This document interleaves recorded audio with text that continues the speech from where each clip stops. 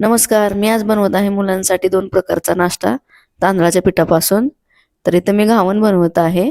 2 वाटी तांदळाचं पीठ घेतलेलं आहे. त्याच्यामध्ये पाणी लागेल एवढं घालायचं आहे. बॅटर छान भिजवून घ्यायचं आहे. चवीनुसार मीठ घालून पॅन गरम झालेला आहे. त्याला ब्रशने तेल लावून घ्यायचं आणि पळीनं आता हे बॅटर पॅनमध्ये सोडायचं आहे.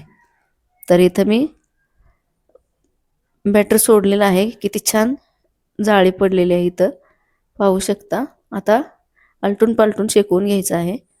तर इथं आता अशा प्रकारे मी 2-3 घावणे पांढरेच केलेले आहेत. इथे दाखवते तुम्हाला किती छान अशी जाळी आलेली आहे. सुंदर असं घावन दिसत आहे. जास्त झंझट नाही करायची. आपल्याला तांदूळ भिजवून सुकवून वाटून घ्यायचे. मी रेशनचं तांदूळ दळून आणले त्याच्यापासून बनवलेलं आहे. तर आता इथं मी बीटरूटचे काही तुकडे घेतलेले आहेत ते मिक्सरमध्ये बारीक करून घेणार आहे आणि आता बीटरूटचे पौष्टिक असे घावन मुलांना बनवून देणार आहे. तर त्याच बॅटरमध्ये मी हे वाटून घेतलेलं बीटरूट घातलेलं आहे. आता थोडंसं वरून किसून घालणार आहे.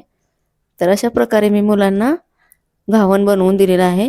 नारळाच्या चटणीसोबत किंवा कोणत्याही भाजीसोबत हे खूप छान लागतात. तुम्ही एकदा ट्राय करा. मुलांना टिफिनसाठी, नाश्त्यासाठी किंवा मग दुपारच्या जेवणासाठी असे घावन बनवून घरच्या घरी देत चला. आणि व्हिडिओ माझे आवडत असतील तर नक्की लाईक, शेअर, सबस्क्राईब करा. तर इथं बघा यालाही किती छान जाळी आलेली आहे. अशा प्रकारे मी हे घावन बनवून घेतलेले आहेत. तर आता हेही तुम्हाला पालटून दाखवते मी. किती छान सुंदर जाळी आलेली आहे आणि बीटरूटही त्याच्यामध्ये आपण अशी मुलं खातच नाहीत बीटरूट.